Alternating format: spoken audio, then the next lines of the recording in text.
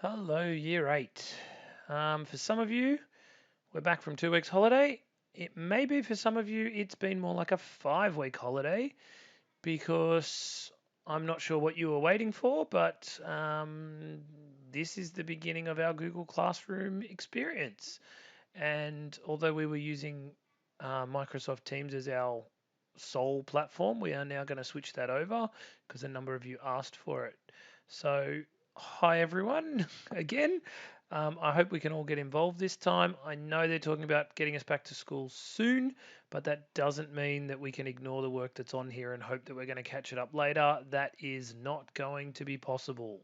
So, to get us kicked off and started, I'll just go through what I put up on Google Classroom, which many of you will, well, obviously have seen because you've managed to get to this video. So, just for this term, my plan is to stick with the 3 lessons a week.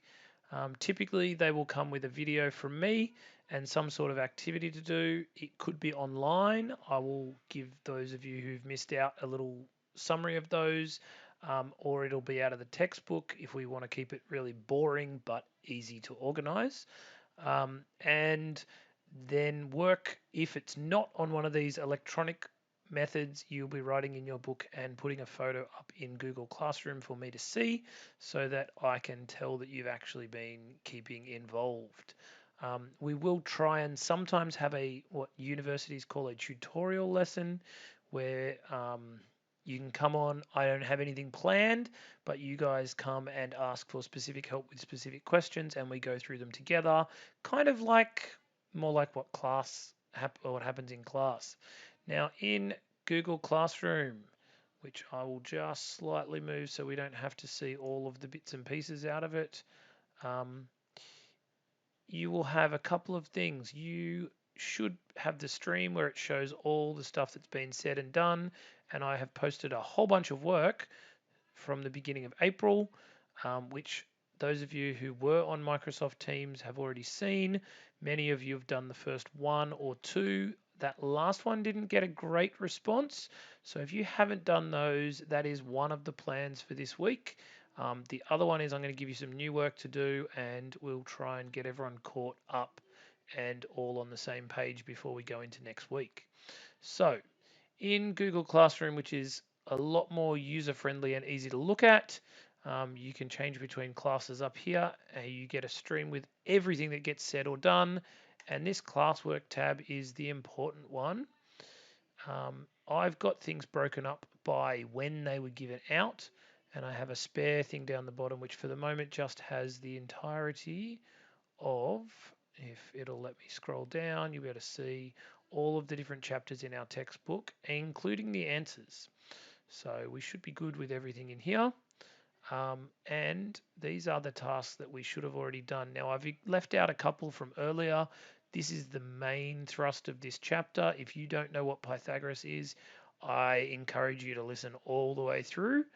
Um, those of you who are on board with this, I'm going to give a shortened version of things and you guys can just get on with the work.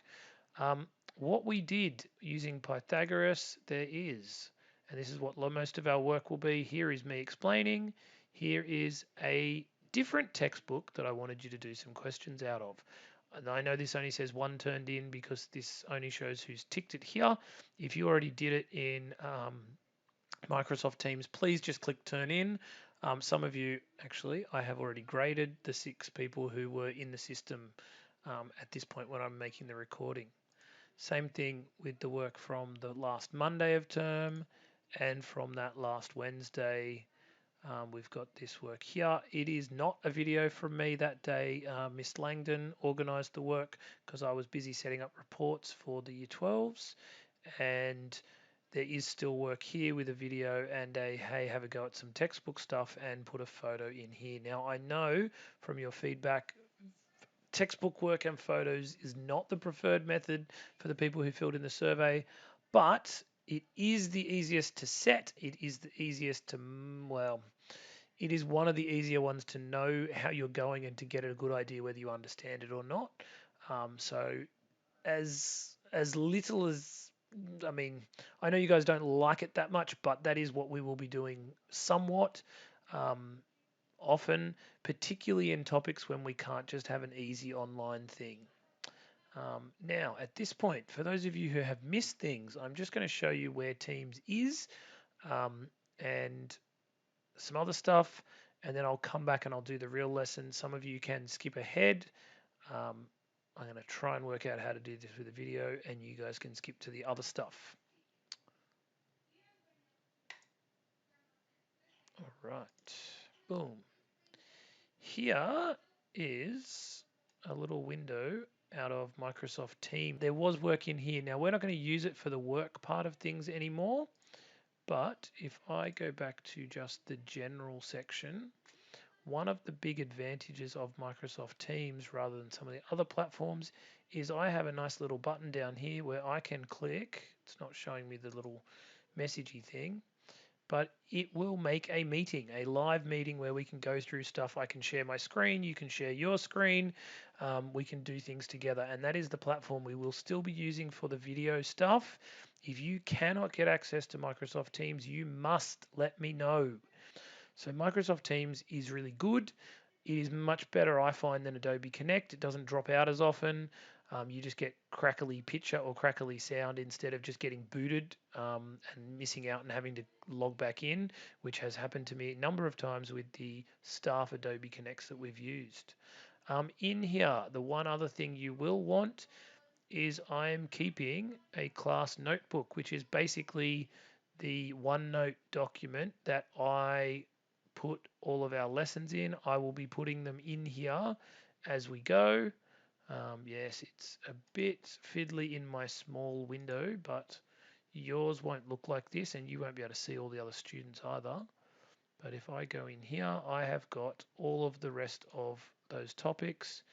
And if we go to Pythagoras, it will show us, hopefully, and if I can make this fill up the whole screen, that would also be good. Yeah, that's better. So this is what we've been going through. We did surds and square roots, which we didn't do because we already did it in chapter 2. We talked about square roots.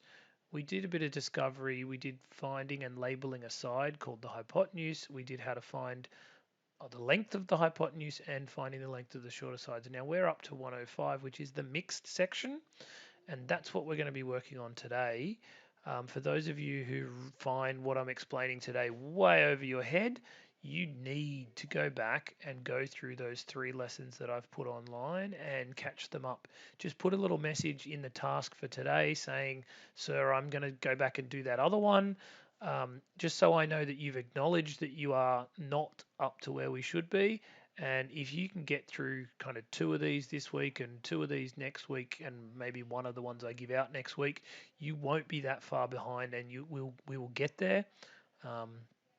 Actually, probably 2 of these and 2 of so as long as you're catching one up every kind of week, we'll be right. You'll be back on schedule. I'm not marking people in trouble for being late, but if I don't see any activity and I don't hear from you via email or some other method, then I will have to mark you absent, as I said.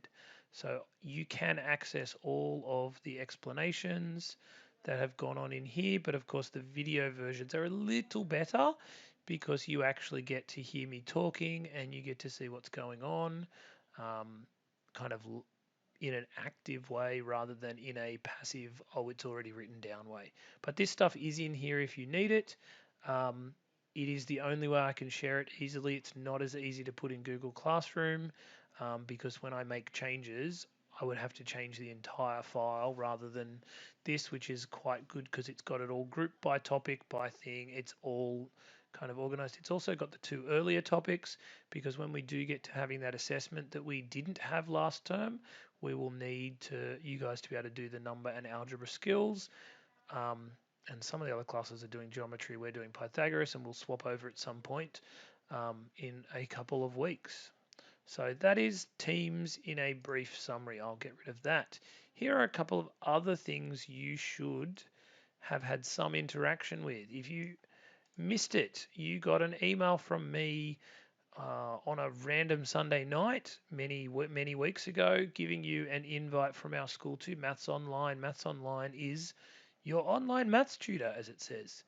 it is a place where you can go where it has, and I'm logged in as me, so that should be wonderful because I should be able to see stuff.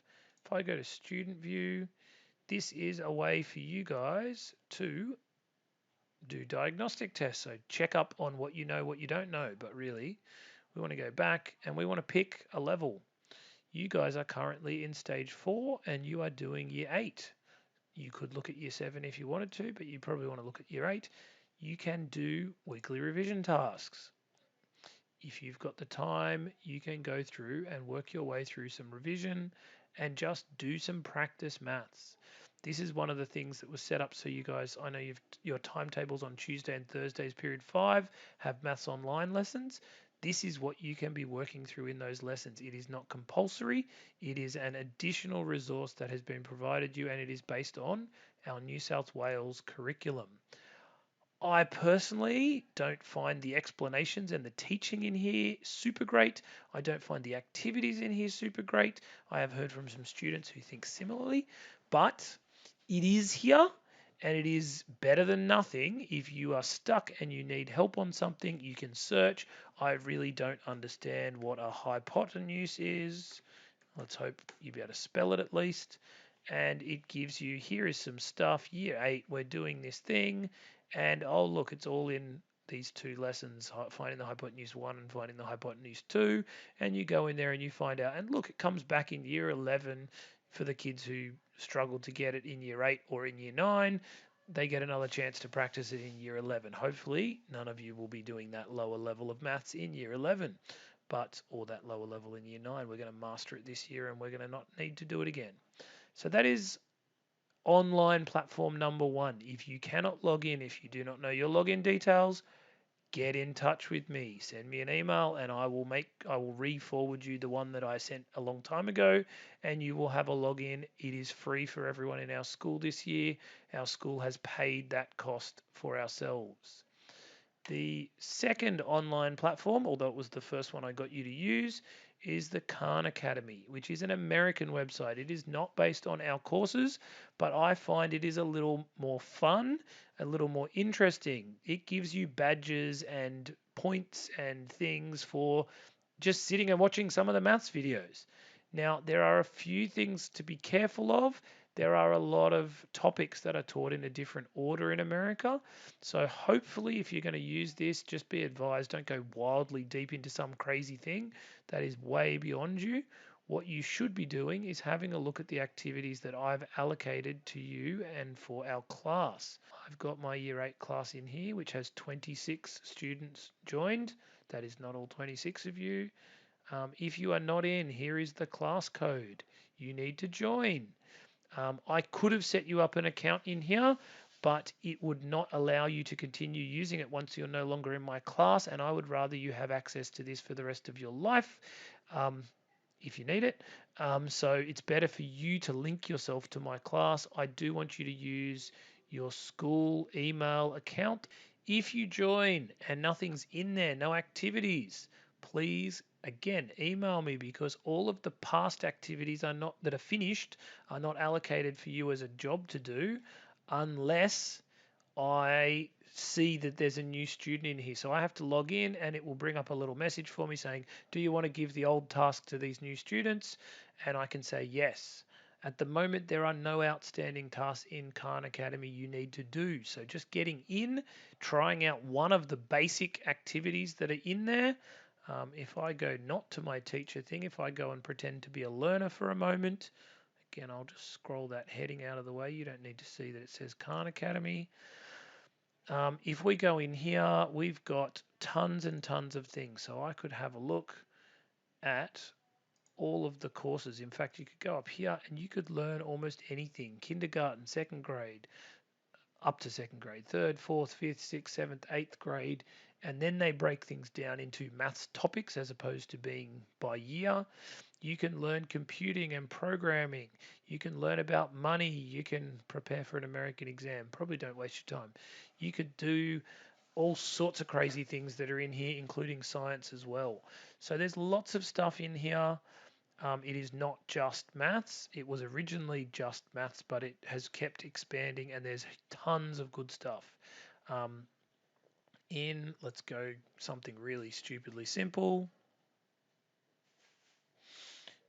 Oh yes, let's learn about how to do counting. Well, in this, there's a whole bunch of activities that you can do, and it will give you points every time you answer these questions right in here or in a kind of topic test. And eventually it'll say, hey, you've mastered this topic and you are an expert. But I could go in here and say, well, how do we do making 10? And we've got a video explanation, that's what the little play buttons are.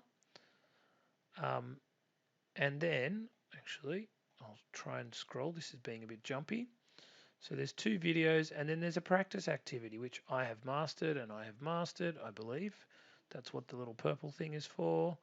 And then here, this is the next one that I'm up to. I was mucking around with this a long time ago, and it tells me, oh, making small numbers in different ways. So I'm to do that. And then there's a quiz that checks all of the above topics, and you can get your mastery maybe a little bit quicker by doing them in big chunks. I really like Khan Academy. Unfortunately, what I remembered from doing it a long time ago was that the questions were sometimes better than fill in the blank or multiple choice, but most of the ones in here now seem to be fill in the blank. Well, 1 flower plus 5 flowers is 6 flowers. Or another way to get to 6 would be to have 3 and 3, and we can check it. It makes a pretty little noise, and we can keep going, and I get to do the problems. If I do them really quickly, I can get a badge for being like super fast. But I like Khan Academy much better than Maths Online, and it's free, and you can have it forever. Just be careful because some of the things are a bit American. And so when I allocate you a task, there will be activities to do in here. So you need yourself an account. You need to be able to get in and do it. All right. They are the things some of you have missed. Now let's actually get on with some work for today.